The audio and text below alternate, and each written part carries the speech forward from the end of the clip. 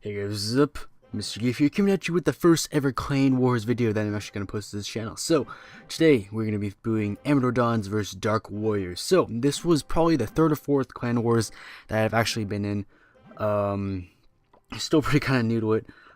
Been figuring out my strategy, mainly going for the people that are at the very bottom or towards the middle. I'm not really trying to go for the top guys because I usually can't get even a 2-star on them. I usually fail it. But yeah, so we end up facing these guys, and we're going to see day 2 right here, begin right here. So we were actually winning by a lot. It was 33 to 11. We're doing pretty good. All the attacks are decently well. Still trying to figure out how to read this. I think the sword means that they attacked or something, they're successful or whatever. So, you know, see there's a bunch of 2-stars, a couple 1-stars on the bottom, unfortunately. But I was actually deciding which one I want to watch, because I'm like, okay, let's see. I will go to the 3-star first. So this base, it's by Godly Leaders. He's from DarkWarriors, my guy, Ansho Poncho, and he's to be using the wizard healer strategy. You're gonna see later. He just has all wizards, and he puts that healing spell down a little bit early. To be honest, this base is probably one of the easier ones in the clan. Finally pulls out those clan troops, takes them out really quick. Finally puts his healer down to recover his wizards while they go and trudge through the rest of the base. He almost doesn't beat this guy though, because he has one wizard left, and I was like, oh wow, it was a total clutch. And thanks to his healer, he survived that one. And next raid we're gonna watch is I think the AK one. I'm not sure. But to be honest, like I'm pretty sure you can figure out what's gonna happen at the conclusion of this Clan Wars.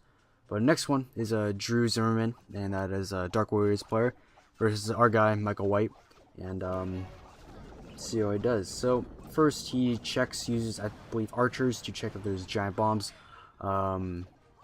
anywhere, and luckily he gets pretty much all of them out of the way. Now he's just luring the king out, and what he does is he lures him out, throws a bunch of archers down just to take him out, and he's actually using the air bomber strategy. This one worked very well, just because of the fact that there's only around 3 air defenses, but they're I think max like level 3. They're not even a high enough level. So uses the balloon air or minion balloon strategy, and he ends up 2-starring the guy, which is still pretty good.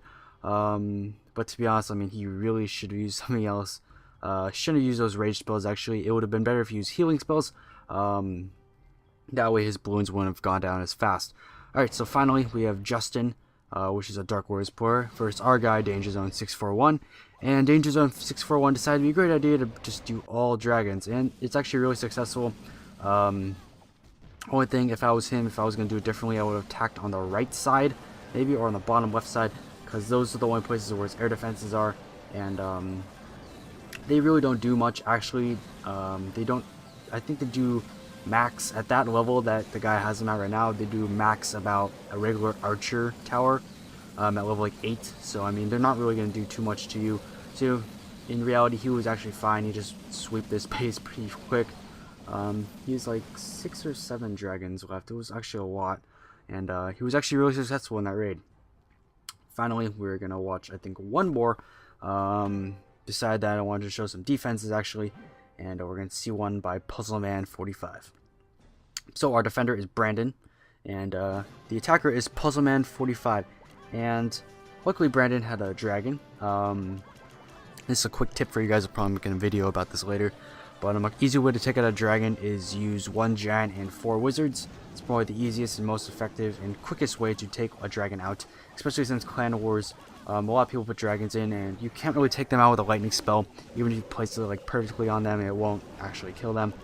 But Puzzleman45 decided he wanted to do the giant healer strategy, and to be honest, it would have worked if he had used wall breakers, because all of his resources were towards the middle of this base, and unfortunately, I believe his healer gets taken out. Yeah, the first one gets taken out.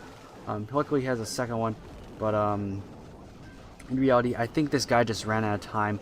As you can see right here, he has to get his giants all the way around to get all the defenses, and he probably would have gone a more successful raid if he had would have been more troops to do it with.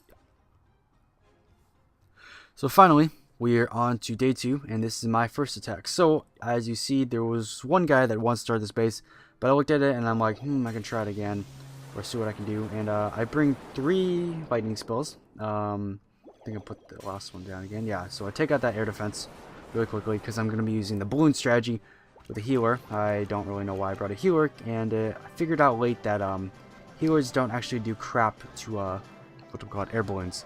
And I didn't realize that until I think too late in the raid. I think I do that on both the raids actually.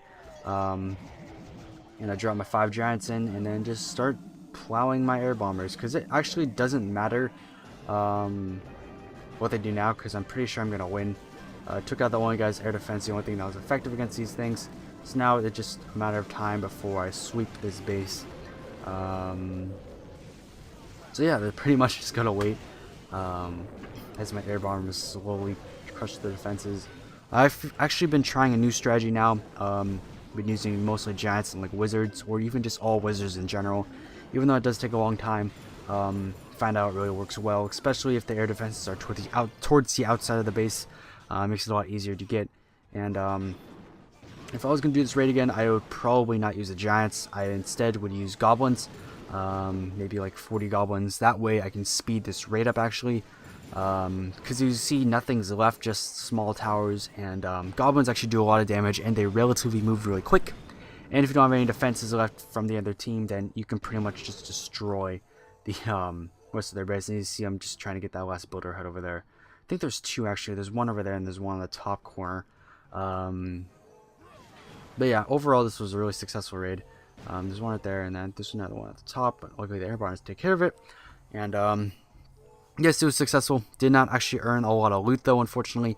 You do earn bonus loot though if you are victorious, but unfortunately I did not earn a lot of that because I'm kind of a noob. So yeah. So this we ended up getting 67,000 of gold and elixir for our war win bonus.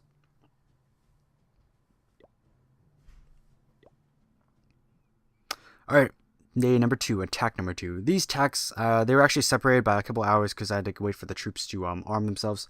But this is another example of a base that's like really relatively lower, I guess. I'm just trying to take rid of that air defense.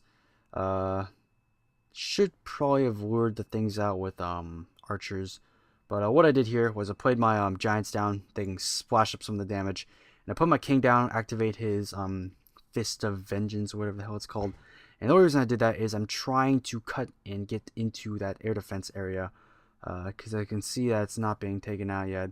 And I end up just throwing down my air bombers to take it out, and I end up throwing all of them pretty much on the bottom. Thought the healers would actually help. I ended up just using them for the king. Nope, just kidding, just 1 barbarian.